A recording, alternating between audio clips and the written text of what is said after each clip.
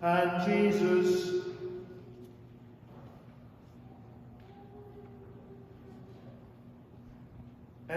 was in Jerusalem by the sheep gate. There was a pool which is called in Hebrew Bethesda, having 5 porches.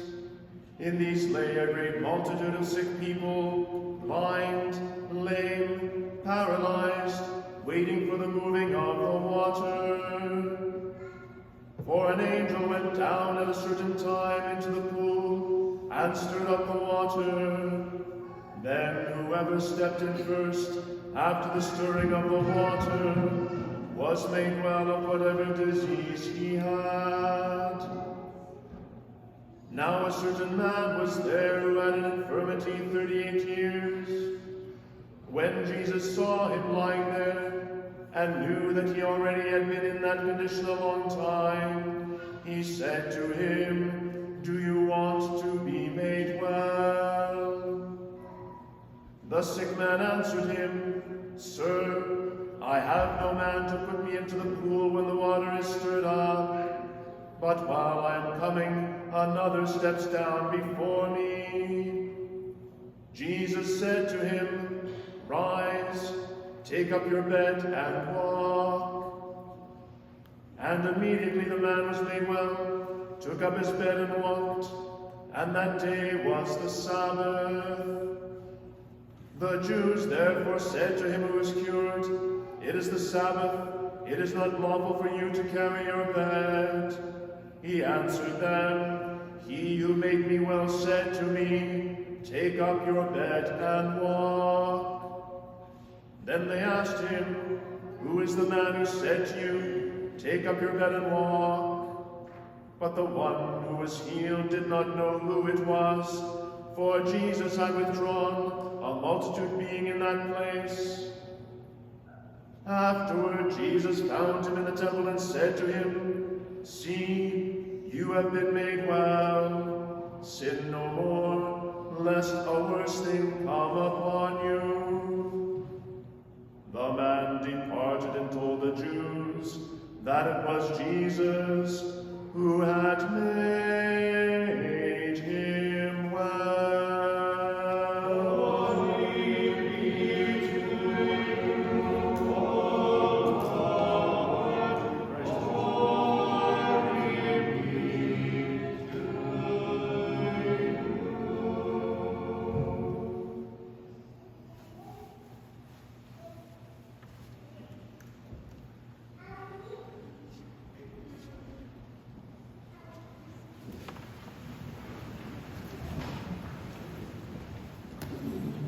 Христос Воскрес!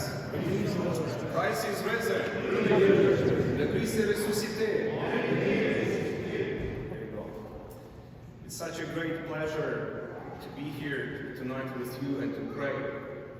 I'm so grateful for Waldemar for this invitation, this initiative to have this very special liturgy, to kind of initiate this special collection that we are all here to pray and support Ukraine.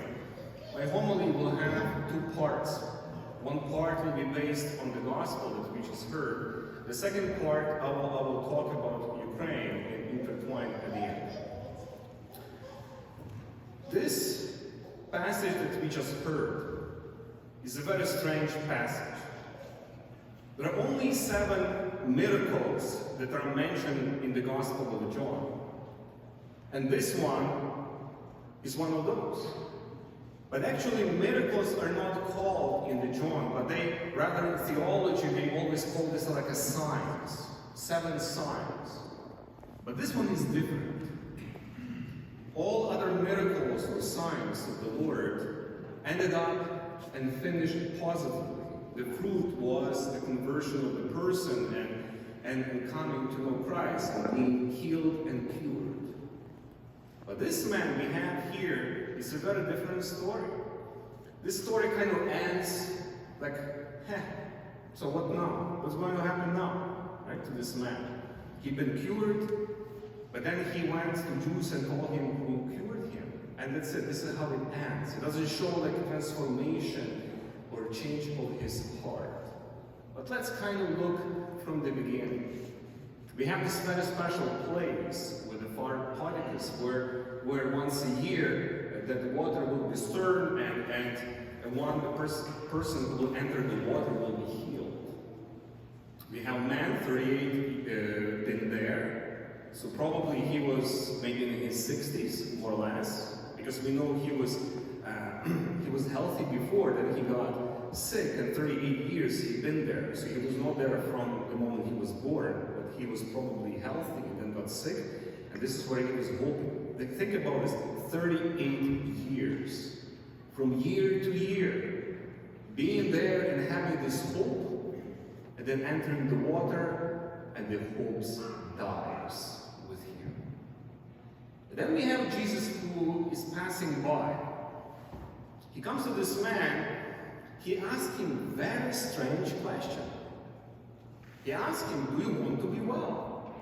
You might, if you read this, you just wonder, is it like obvious? Of course you want to be healed. Why am I stuck here for 38 years if I don't even want to be healed? But the answer that this man gives shows us it was not his main problem. His main problem was, as he said, I have no man, I have no one to bring me down when the water is stirred, to bring me down there. So his problem was, he was alone and lonely. Nobody cared about him. He was just by himself, struggling from day to day, from year to year, and hating probably his life, himself, and everybody else around him. So his main problem was, I have no one, I'm alone. And Jesus heals him. He takes his pallet here, his bag, and he walks away. He even didn't thank Jesus for being healed. Maybe even he didn't notice. He's so stuck with his disease, it became part of who he was. Not part of his life, but of who he was. And then we have Jews on the Sabbath seeing him carrying the bag, which was a sin, and they ask him, what are you doing? And he's saying, well, the man who healed me told me this is what I need to do. She's like totally disconnected what just happened to him, that there's a miracle took place, and he just saying, well, the man who told me, basically, who healed me, told me to carry the bag, that's what I'm doing. And they say like, oh, this is something wrong here. They start wondering, how can someone can break the law and do something good? So you see, even Jews in this particular context, they did not appreciate the miracle. They've been more worried about the law. What will happen if he's breaking the law? He completely kind of closed their eyes and been kind of more focused on the details. And then Jesus found him and introduced himself. He gave him like a second chance. Who he was, the one who healed him. And then what happened? This one man went back to Jews and told them, basically, this was Jesus who healed me. And this is how the gospel ends. So what kind of transformation, what kind of healing can we squeeze out from that for our own lives? I truly believe this is the story. That's why the gospel and the good news, this is a life story. It's not like written in somewhere a long time ago. It has nothing to do with reality. What it tells us, there will be situations that people might experience miracle in their lives, but they don't consider this as a miracle. They kind of take this for granted almost and move on. Move on with their lives and not even knowing or maybe thinking, maybe I need to change my life. But you see, most importantly here, that Jesus does not turn away from him. He healed him, he gave him another chance. Probably he kept him in his own heart, thinking that maybe this man one day will kind of realize what the Lord did for him, so he will change his life. Because when Jesus healed him, he said very interesting detail. This is, I am who healed you, but sin no more. So what it tells us that this man, he had serious issues. He did something, maybe something happened to him that he was caring for his whole life. And Jesus telling him, sin no more, indicates to him there is a chance that you can get better. But just let's reflect. Maybe this man, he's so used to be sick, he didn't want to get well. We see this among ourselves as well. We have people, even our own families, who might become kind of stuck in their lives. Maybe they had some wound, or they had something experienced in life that prevents them to move on, to be alive. They physically might be healthy, but spiritually, they're dead. They're dead. But Jesus never gives up on the person, never. So what this person is invited to do, you can get better, but we know that sometimes there is help available. But the person chooses not to get well. Why? Because when you get well, you need to go back to your life. You need to live your life. You need to go to work. You need to pay your mortgage. You need to get married, to have children. Right? So it's like pushing you. You need to do something about your life. Not just kind of be sick and say, I'm sick, too bad. I will blame the whole world. God himself. Why you did this to me? Why all these people here are sick around me, sinners around me? He would be blaming. And there are people who are not blaming because they're afraid of living. They exist. This is a very important story because it tells the truth about us. That we are all called to life. There is no mistake why this passage is read in the Eastern tradition. It is read in the Paschal time. In the Western tradition, it is read during the Great Lent. But this story tells us there is hope, there is light. You can be, it's all about life. You can live. You can live. So this is my first part, belonging. The second one, I'd like to say a few words about Ukraine. We all know today is the 72nd day, third day in Ukraine now. This terrific war. It's already been for 8 years in Ukraine, but for the last over 70 days, we see those actions vividly, even on the live feed. You can see that, which is terrifying. This unprovoked war on Ukraine by Russia caused that over 7 million people had to be evacuated or displaced within Ukraine, from eastern Ukraine to western Ukraine. Over 5 million, or maybe even more now, had to leave their own country and to go somewhere else, leaving everything behind, having normal life like we enjoyed our lives here. They have to leave everything and just go for safety. Then we read and we hear all of these numbers, how many people dying, and all these terrific images that we receive, those victims of terror in Bucha, Kramatorsk.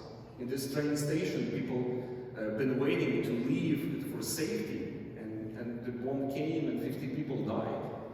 For what? They're civilians.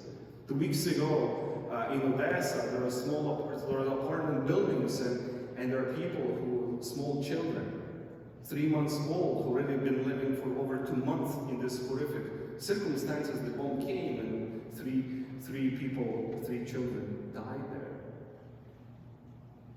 Then we hear about Mariupol, this famous city, the city of Mary, that until now, over 70 days, there are those heroes of Mariupol who protecting their civilians, their families. There are still children there. There are a lot of wounded people. As soon as apparently like a green corridor is open for them to leave, they receive some kind of bombing, and people are hurt and wounded. When we hear all of that, we just have maybe a different relationship towards that. Maybe this is what might be happening, and happening in the context of these Bethesda, that place of healing. If you heard in the beginning of the gospel, it says that this porticos, this place of this water, there are all kinds of people. Those who've been blind, those who've been maimed, those who will drive or lame. All these people, when you put this in the spiritual context, just think about this. People who are blind, the one who cannot see. People who are maimed, the one who cannot hear.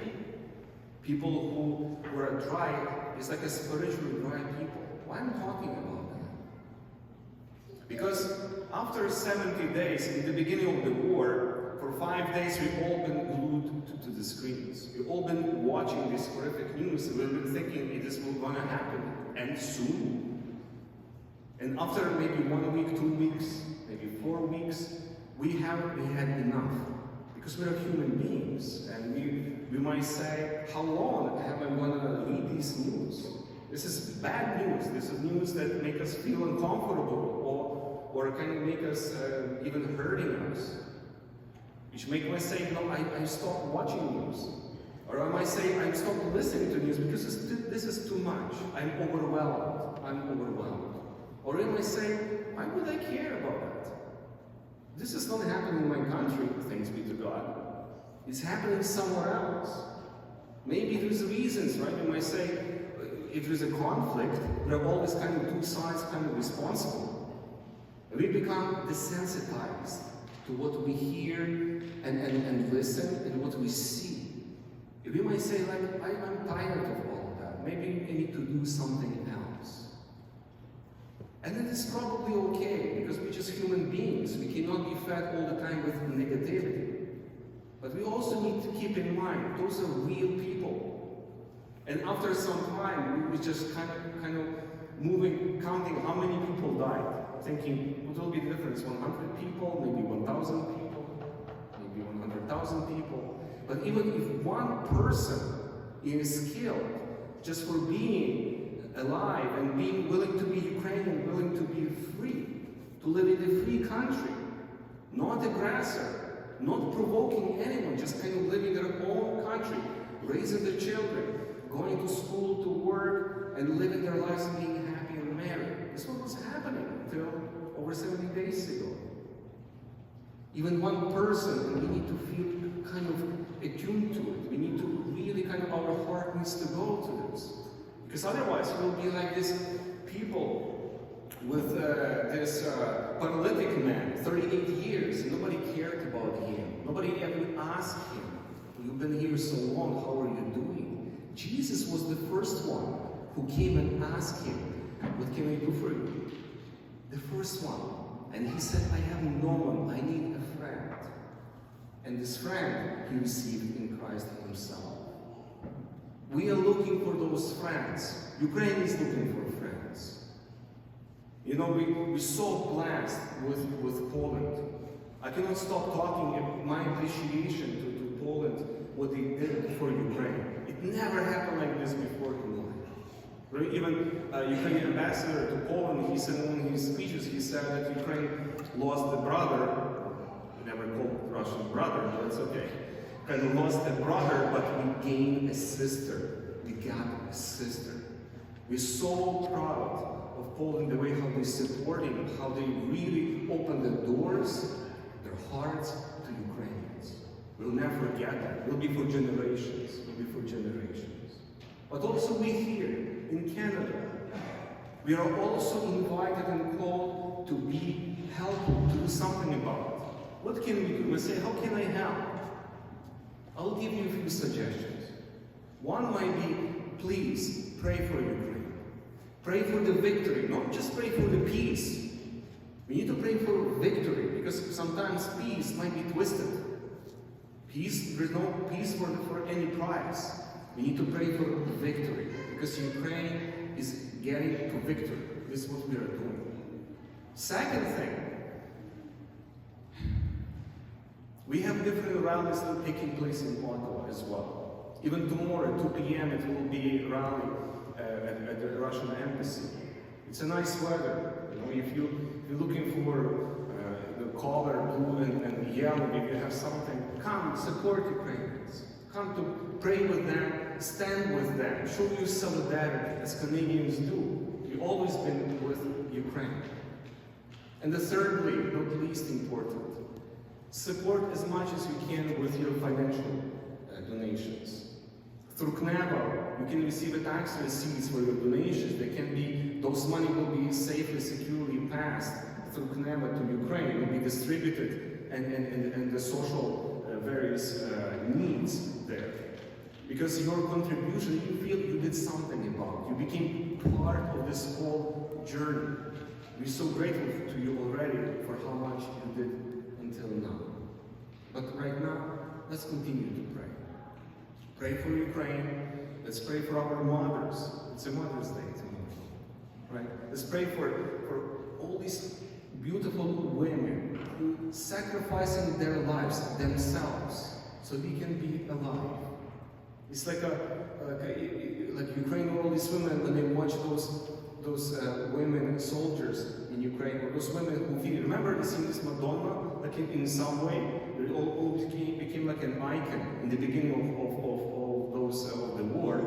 There was a woman who was breastfeeding her child in the subway, and became so inspiring. There are some artists, they painted like the whole icon. Even I saw in one church, I don't remember where, that they actually placed somewhere above the altar or something like that, that woman connecting with Ukraine, praying for Ukraine. But this is what we're called to do. You give yourself, no matter what's happening around you, not blaming the world. Blame bringing you nowhere. But instead of doing what is the right thing to do, being faithful to your call, to your mission, seeing people in need, not closing your eyes, not closing your ears and moving away saying, this is not my business. I have nothing to do about it. But be involved. And by you coming here and praying, by your parish, beautiful parish, for making this collection tonight and tomorrow, and connecting with our choir and praying together, we are all contributing a little bit. Step by step, we're all going to victory. And one day we will be celebrating that with a joy in our hearts, because Christ is risen. Christ est ressuscité. Christos воскрес.